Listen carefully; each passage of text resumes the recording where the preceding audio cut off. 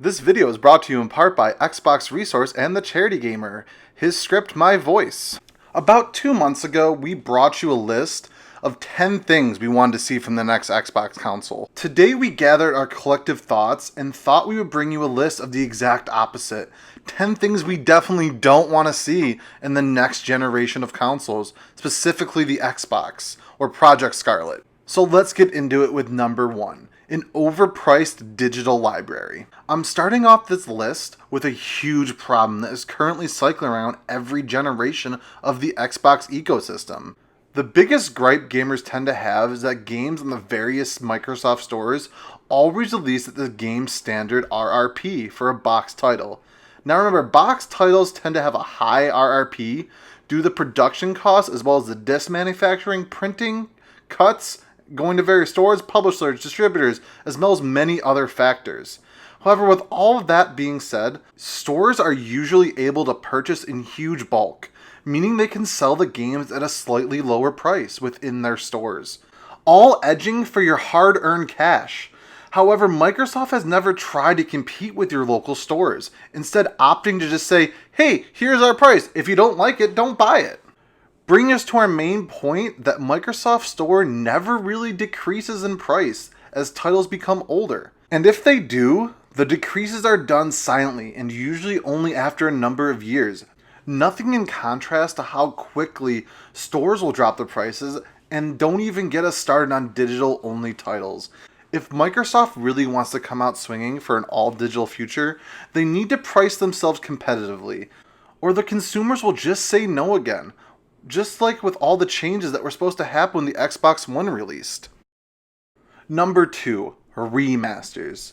Remasters of old titles have never been so more prolific than they are right now. Don't get us wrong, there are some remasters out there that deserve this. Spyro, Crash, those are the games that need to be remastered, but I'm looking at you, Call of Duty 4, no. Just no. Make the games of our childhood fine.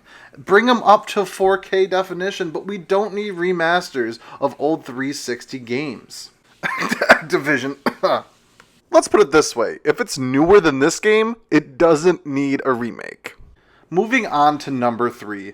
Cut out the DRM.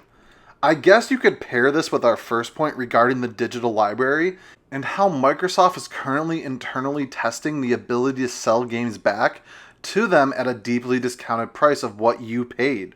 But if those rumors are to be true, then this would hopefully surely mean the DRM would not be a factor, right?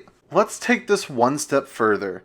It does indeed seem to be the case that at least one version of the next console is going to be able to run a disc version of the title, but we don't know how that process is going to work quite yet.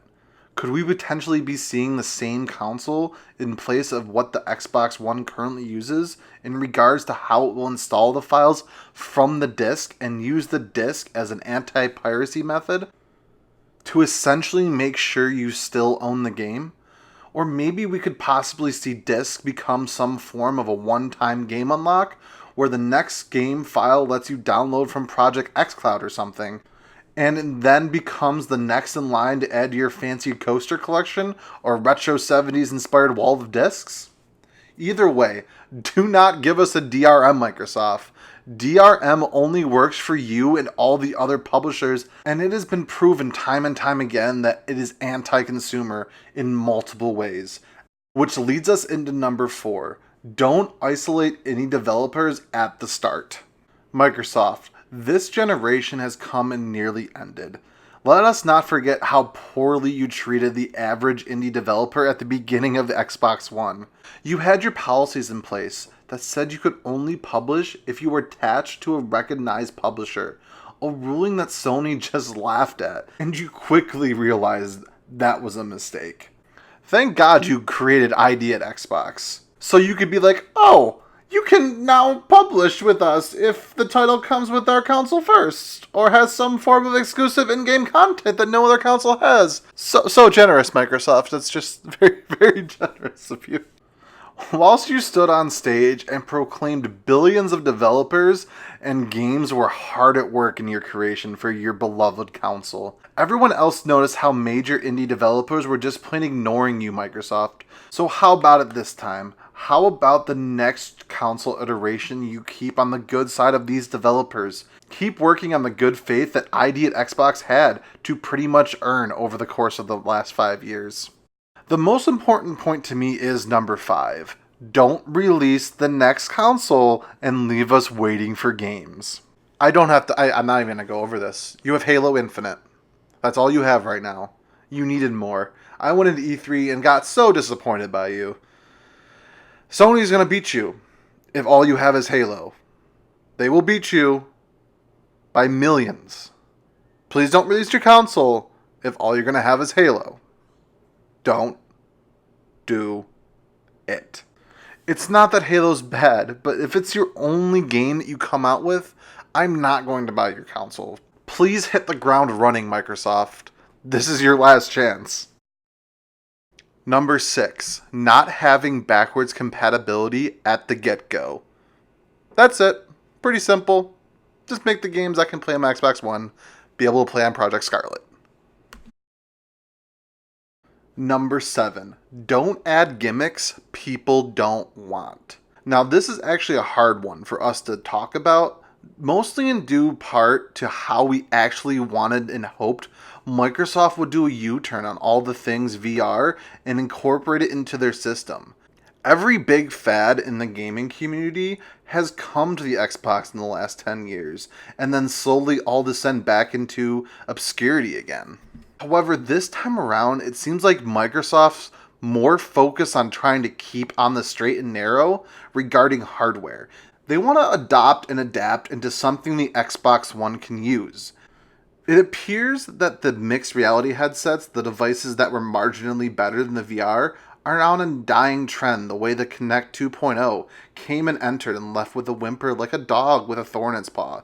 HoloLens is another device which may have shown great promise, especially with the whole Minecraft demonstration. But again, this doesn't seem like tech that will stay with us in the long run, especially seeing as how Microsoft now looks to be adapting that device even more. Number 8, don't call it the Xbox 2. Now, Luke wrote about 3 paragraphs on this one. It's very simple. Xbox One was a marketing failure because of its name. They're not going to do it again, and at least I hope they don't do it again, but it needs to be something that's catchy, grabby. Not Project Scarlett, but something better. Like, let's see if I come off the top of my head right here. The disposable box. Huh? I wouldn't buy it. But then again, I don't think I'm going to buy an Xbox. Number 9, not adding enough servers to cope with the demand of the streaming device. So the disposable box, or whatever it ends up being called, if the rumors are true and there are 2 consoles, then we have to have enough servers to support the streaming-only console. If people's consoles can't load or stream games properly, Xbox Live becomes a huge mess. The people who can play, who store their games on the cloud, end up having them corrupted due to the cloud losing information. Just look at GTA's online console launch. And what's worse, those issues are not only affecting the streaming players, but it's affecting Live in general, even for the ones who didn't get the streaming console. This, of course, is a very unlikely scenario. Microsoft will want to avoid and will no doubt be looking to potentially doubling the amount of servers they have available now, just to cope with the demand. But yeah, just make sure you have enough and let us gamers play and watch TV or whatever else we want to do with our shiny new consoles. Number 10, an upgradable internal storage. While it's true you can unplug external hard drives into the Xbox One currently, it's hard to keep your space clean when there's a bunch of external drives just laying around. We want to be able to put something on or in the Xbox and make it have more space for our downloadable games, as digital looks like it's gonna be the future. But that's it, guys. That's all from me. I hope you like this list. I'm sorry I haven't posted videos. It's been 4 weeks. I've had a very, very long month. But as always, thanks for watching. If you like what you saw, why not subscribe? If you're watching it on Xbox Resource, come check my channel out. I do things a little differently. If you're at my channel, go check Xbox Resource. They got the trailers. They got you covered with everything Xbox. And as always, the charity of the month is in the description.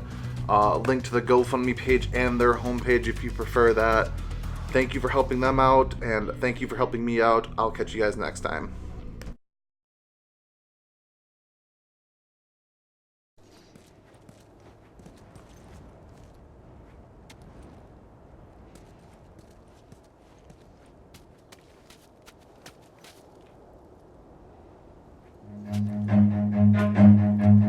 Run.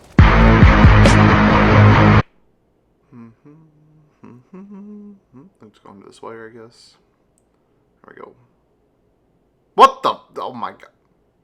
Okay, she's immune to everything, apparently.